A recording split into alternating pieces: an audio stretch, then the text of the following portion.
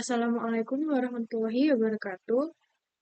Perkenalkan, nama saya Cahya Yunikasari, nomor absen 6 dari kelas D2 Ilmu Komunikasi.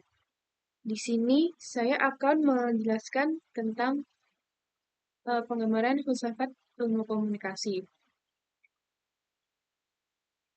Nah, seperti yang kita tahu bahwa komunikasi itu punya definisi yang beragam, tergantung pada perspektif yang digunakan dalam kajiannya. Tapi secara umum, komunikasi itu dapat diartikan sebagai proses penyampaian pesan dari komunikator kepada komunikan melalui berbagai simbol dan media, dengan tujuan untuk menciptakan pemahaman yang sama antara kedua belah pihak.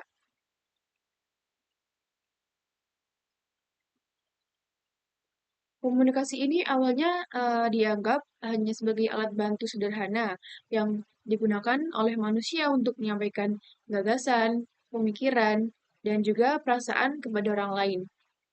Tapi seiring berkembangannya zaman, komunikasi ini sudah tidak hanya sebagai alat bantu sederhana, tetapi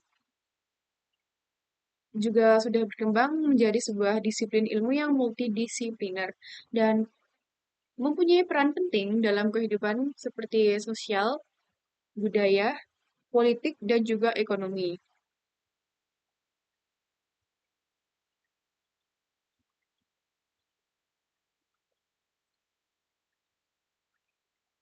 Yang kemudian adalah sejarah filsafat komunikasi.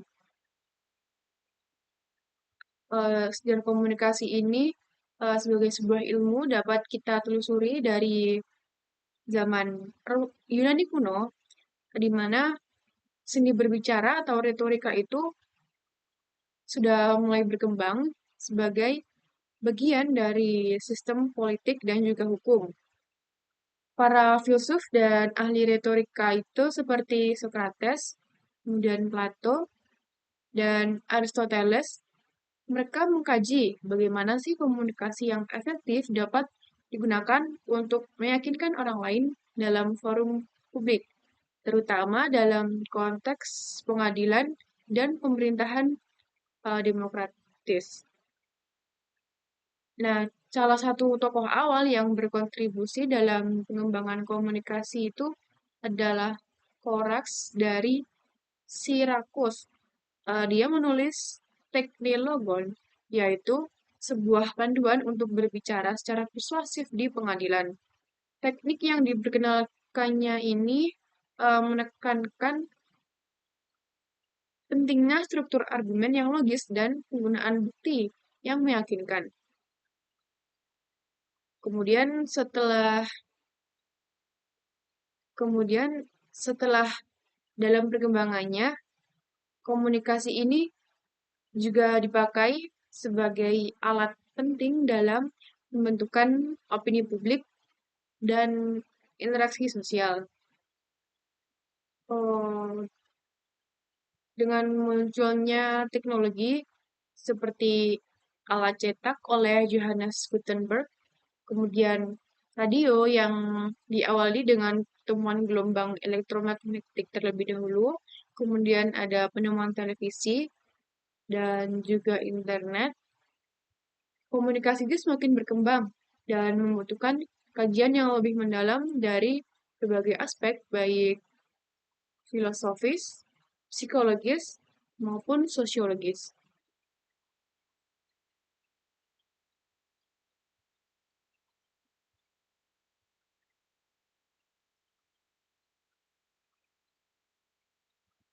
Lalu, ada hakikat komunikasi.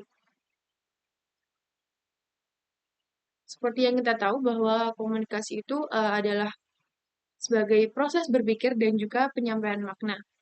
Nah, salah satu aspek penting dalam filsafat komunikasi ini adalah bagaimana manusia itu membentuk dan memahami makna dan proses komunikasi. Pikiran manusia itu menjadi sumber utama pesan yang akan disampaikan, dan melalui komunikasi ini, gagasan tersebut diterjemahkan ke dalam simbol atau bahasa yang dapat dipahami oleh orang lain. Nah, Simbol sendiri merupakan elemen kunci dalam komunikasi, karena setiap pesan yang disampaikan itu selalu bergantung pada penggunaan simbol yang memiliki makna tertentu. Definisi simbol atau lambang itu sendiri adalah segala sesuatu yang digunakan manusia untuk mempresentasikan suatu ide, objek, dan gagasan di luar simbol itu sendiri sehingga mengandung makna bagi orang lain. Contoh dari simbol itu bisa dibagi menjadi dua, yaitu simbol verbal dan non-verbal. Simbol verbal itu seperti bahasa yang kita ucapkan sehari-hari, kemudian untuk non-verbal itu seperti isyarat tubuh atau mungkin bahasa isyarat yang biasa dipakai oleh teman tuli.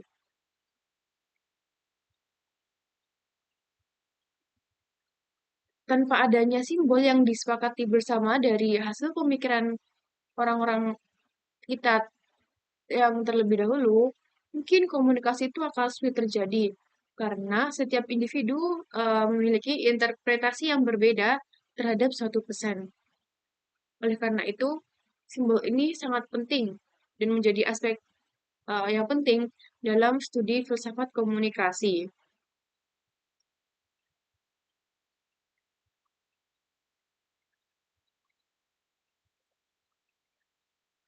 Kemudian adalah komunikasi sebagai disiplin ilmu.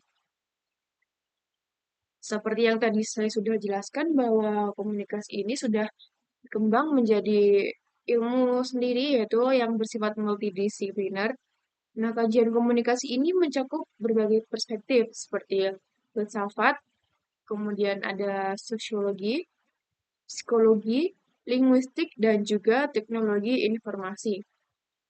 Misalnya nih, dalam psikologi komunikasi, mereka itu mempelajari bagaimana persepsi dan emosi seseorang dapat memengaruhi cara mereka berkomunikasi. Kemudian contoh lain itu seperti dalam sosiologi komunikasi. Mereka lebih fokus pada bagaimana komunikasi itu membentuk dan dipengaruhi oleh struktur sosial.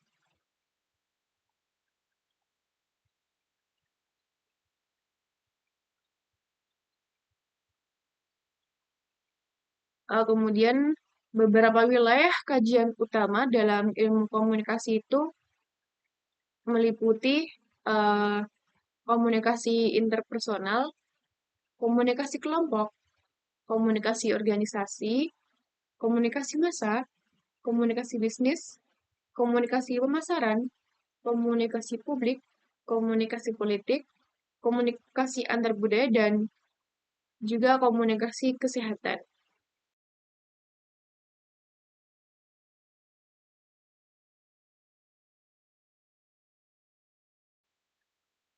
Nah, sekian sedikit pemaparan dari saya. Terima kasih. Wassalamualaikum warahmatullahi wabarakatuh.